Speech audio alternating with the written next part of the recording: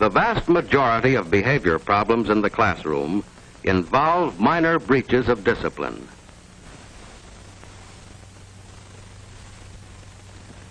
These incidents frequently originate in the classroom situation itself and are within the control of the teacher. Disciplinary problems in the classroom are symptoms of underlying weaknesses in total learning situations.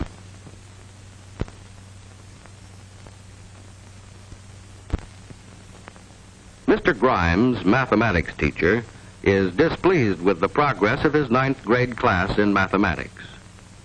You see what low grade you made on your weekly mathematics test? More than half of you failed. Most of those who passed just got by. Nobody had 100%. This is the poorest class I've had in a long, long time. Most of you have no foundation at all. Now, the trouble's with your attitude. You don't pay enough attention in class. You don't do enough work outside of it. You don't know what the word study means. You haven't the slightest idea. Don't you realize that mathematics is an important subject? I tell you right now that unless you get over your lazy habits and come up to the standards I've set for this class, many of you will have the pleasure of repeating this course next semester. Oh, what is it? A note from Dr. Williams.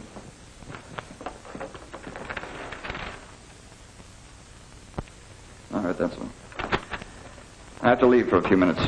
Now, I want you to open your books and work out correct solutions of the problems you missed.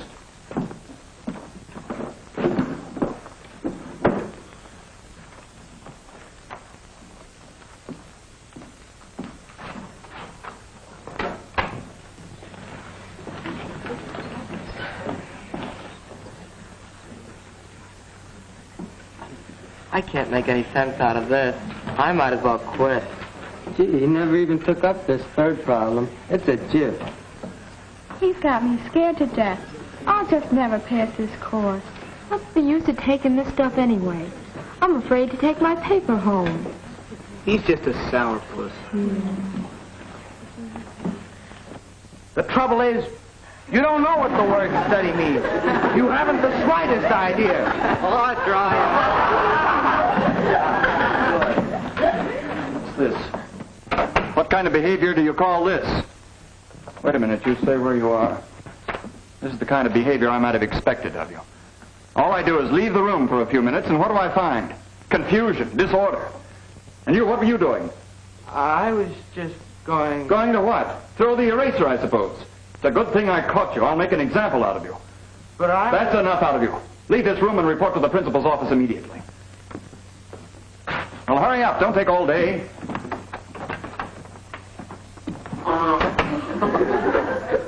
Who did that?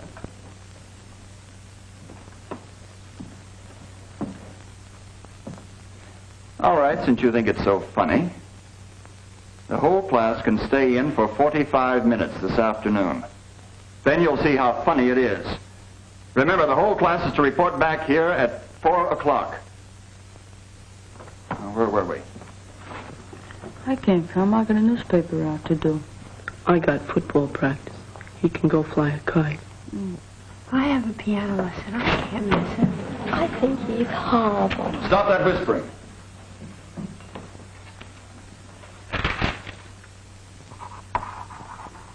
Mr. Grimes did not have a happy time of the week.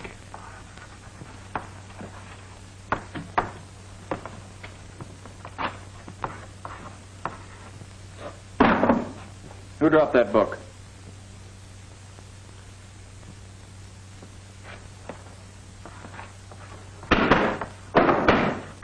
All right, I'll wait till you're quiet.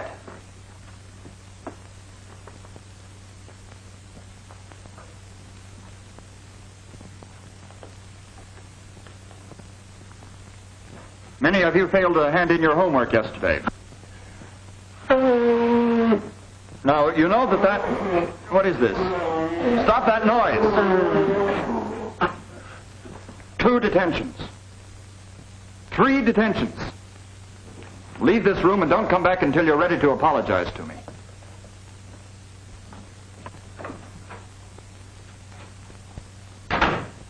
Well, this is going to get us nowhere. Maybe we'd better go back to see if we can't find some of the causes of this undesirable learning situation. Just what was Mr. Grimes' purpose in making such statements as these? This is the poorest class I've had in a long, long time.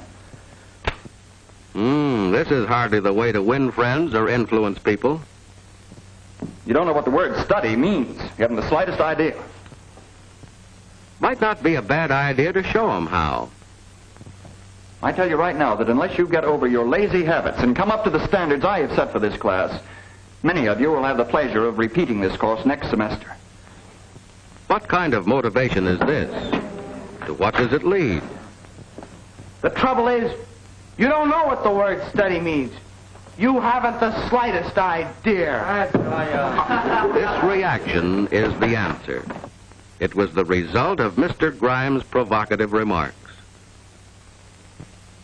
Now, take this. It's a good thing I caught you. I'll make an example out of you. Oh, come now, Mr. Grimes. By taking it out on the boy, aren't you covering up a symptom of your own deficiency?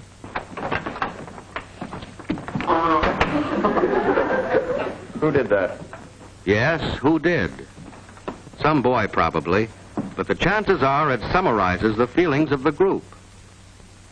There is an unwritten code covering such situations. Why try to buck it? All right, since you think it's so funny. The whole class can stay in for 45 minutes this afternoon. Mass punishment is a dangerous weapon and doesn't work too well. 2 detentions. 3 detentions. Leave this room and don't come back until you're ready to apologize to me. It's a long way to the end of the term. When will this end? Thus, what should have developed into a sequence of pleasant and valuable learning experiences had deteriorated into a series of disagreeable and injurious personal tensions. This is all wrong. Need any of these incidents have occurred at all? Suppose Mr. Grimes had tried another approach. Most of you are disappointed in the low grades you made on this test. So am I.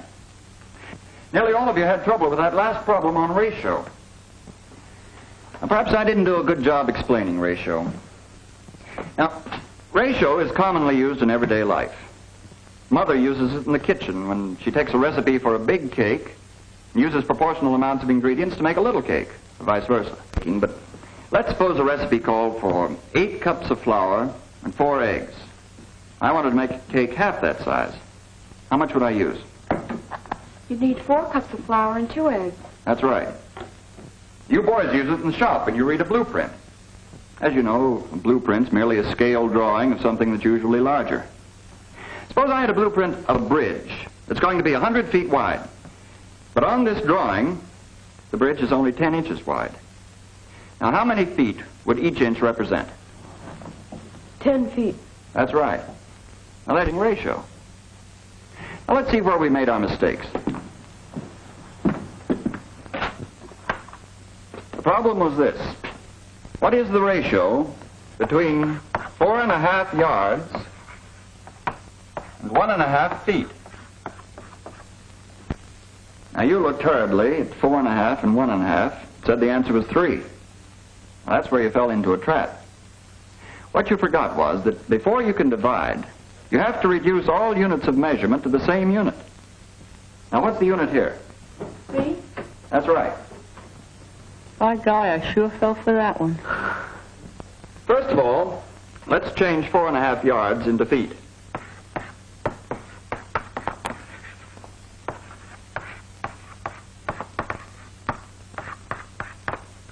That gives us 13.5 feet. And now we can divide 13.5 feet by 1.5 feet.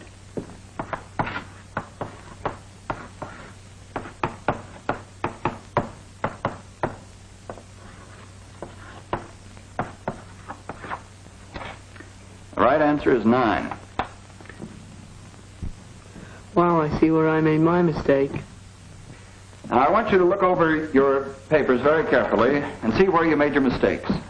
I'll come down the aisles, and if there are any questions, don't hesitate to ask me. Yes? No, from Dr. Williams. All right, thank you. I have to leave for a few moments. On page 15 of your books, the first 3 problems are exactly like number 1 on the test. Suppose you do as many as you can until I get back.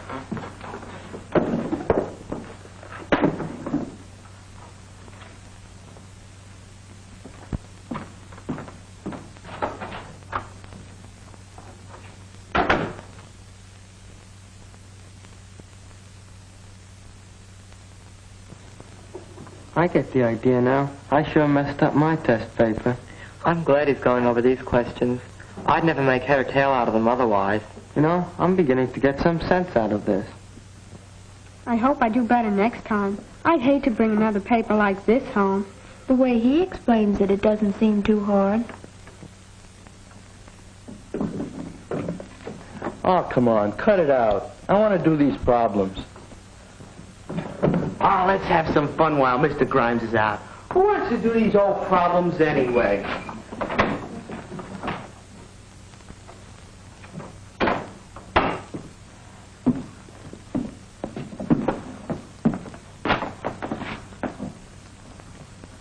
Now, you know where that board eraser belongs.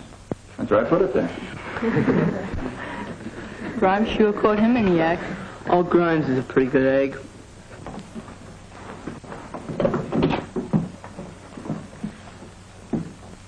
That's more like it. Now you're getting it. Let's see if you can do the next one. Classroom control and learning efficiency are products of good teaching. Learning must be made meaningful. Interest in work for which learners see a purpose provides its own discipline. But in spite of interest and meaning, it must be remembered that some incidents will occur. Skill in handling such occurrences prevent their growth into problems. Well, that's a pretty good catch. For a moment, I thought you'd miss. I'm sorry, but I owed him the apple. Well, I guess a fellow's expected to pay his debts. I'd suggest, though, in the future you do your baseball practicing outside of class. A friendly attitude with a sprinkling of humor goes a long way toward winning the regard and cooperation of the class. For respect is a more desirable molder of behavior than fear. The development of mutual understanding between teacher and pupils will help eliminate disciplinary problems.